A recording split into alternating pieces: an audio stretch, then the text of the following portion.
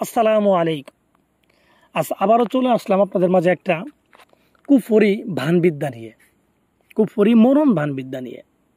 তো যে ভানগুলা প্রয়োগ করে আপনার কাঙ্ক্ষিত শত্রুকে দমিয়ে রাখতে পারবেন বা মেরে ফেলতে পারবেন, প্যারালাইসিস করে সারাটা জীবন বিছানাতে ফেলাই রাখবেন।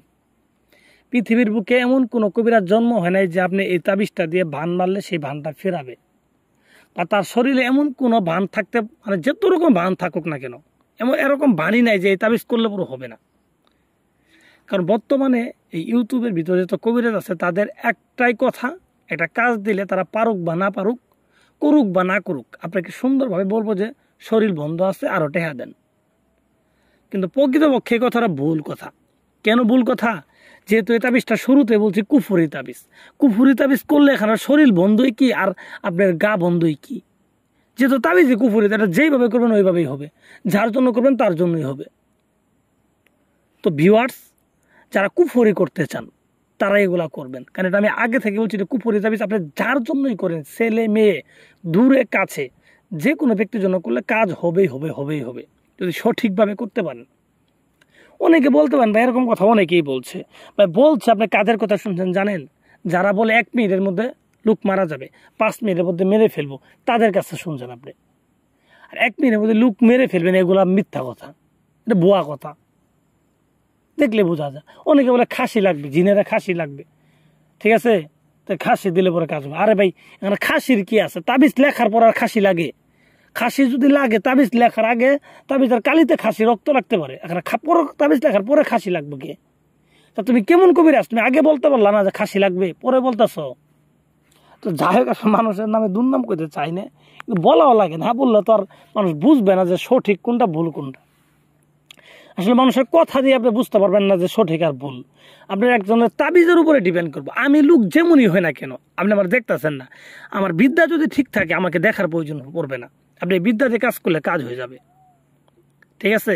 তো মানুষের মানে ভালো উদ্দেশ্য করে যদি বিদ্যা দেয় যে মানুষ নিয়ে করুক, ঠিক আছে, মানুষের করুক, সমস্যা নেই, আমার কাছে আছে, আমার কাছে তোর অভাব নেই। বাংলাদেশের এমন কোনো বই নেই আমার কাছে না আছে, এমন কোনো কিতাব জন্ম হয় নাই, হিন্দি উর্দু যা আছে সব আছে। তো আমি আপনাদের দিলে এক বইয়ের বিদ্যা দিলে 1 বছর দিয়ে পাবো, আমার এতে কোনো সমস্যা নেই। আমি চাই আপনারা করেন, আপনারা নিজেরাই করেন, নিজেরাই রেজাল্ট পান, কোনো জায়গায় ধোঁকা না খান, ঠিক আছে, নিজেরাই করতে পারেন। তো যাই হোক, আসলে আমি কথা বাড়াবো না। যারা অ্যাকচুয়ালি শত্রুর অত্যাচার সহ্য করতে পারতেছেন না, শত্রুকে না মারলে আপনি আগাতে পারতেছেন না, ঠিক আছে, আপনার একদম বাধা হয়ে গেছে, আপনার জীবন শেষ করার পর্যায়ে, তাহলে আপনি এই তাবিজগুলো করতে পারেন। তো আপনি কীভাবে করবেন? প্রথমত এগুলা করার জন্য আপনাকে নির্দিষ্ট একটা দিন সিলেক্ট করতে হবে। যেমন শনিবারের দিন করব, শনিবার মঙ্গলবার ভালো দিন, শনিবার দিন করব। এর জন্য আমাকে কি করতে হবে? শনিবার দিন সন্ধ্যার পরেই রেডি হইতে হবে, রেডি হয়ে সোজা যাইতে হবে শ্মশানে। শ্মশানে গিয়ে দেখবেন মন্দির আছে, মন্দিরের সামনে আসন দিবেন, মোমবাতি আগরবাতি জ্বলাবেন, চতুর্থ সাইডে গোলাপ জল ছিটাই নেবেন, শরীরের ভিতরে সুগন্ধি আতর নেবেন, ঠিক আছে, নিয়ম আছে ভাই, এগুলো পালন করতে হবে। নেওয়ার পরে সুন্দরভাবে আপনি লেখা শুরু করবেন। বানের তাবিজ বাম দিক দিয়ে, বাম হাত দিয়ে লেখার চেষ্টা করবেন, যদি বাম হাত দিয়ে লেখা সম্ভব বাম হাত দিয়ে লিখবেন, ঠিক আছে। এবং মুখের ভিতরে চিরতা বা তিতা জাতীয় কোনো বস্তু মুখে রাখি শত্রুর কথা মনে মনে ভেবে এই তাবিজ লেখা শুরু করবেন। তো তাবিজটা তাহলে লিখবেন কিভাবে? তাবিজটা লিখবেন আপনি একটা বুস পাতার উপরে, 2টা তাবিজ লেখা লাগবে কাজের জন্য, 2টা তাবিজ লিখবেন বুস পাতার উপরে। বুস পাতার উপর দিয়ে কীভাবে লিখবেন, কি কালি দিয়ে লিখবেন?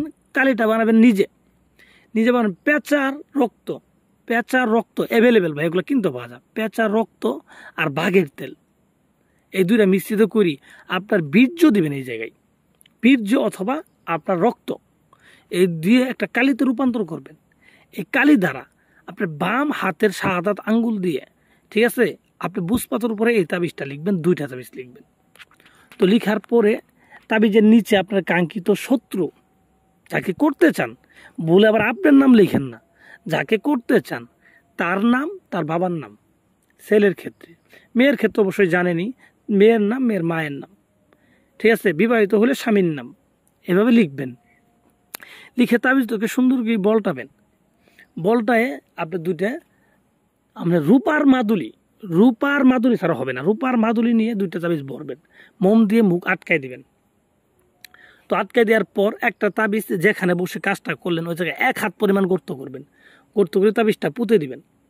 পুঁতে দেওয়ার পর আরেকটা তাবিজ যে থাকবে, এই তাবিজটাকে ঠিক আছে নিম গাছের ডালের সাথে বাঁধবেন, নিম গাছের ডালের সাথে বেঁধে চুলায় পুরা দিবেন, চুলায় পুরা দিবেন। পুরা দিয়ে আপনি 72 ঘন্টা অপেক্ষা করবেন, 72 ঘন্টা মাত্র। আশা করি আপনার কাঙ্ক্ষিত শত্রু আপনি যে উদ্দেশ্য করে লিখছেন এই উদ্দেশ্য হাসিল হয়ে যাবে। এগুলা পরীক্ষিত।